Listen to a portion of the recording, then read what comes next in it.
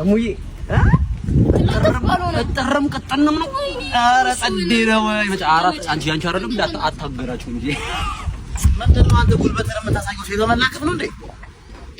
ሴት በመላከፍ ነው ወይ ጉልበትን የምታሳየው?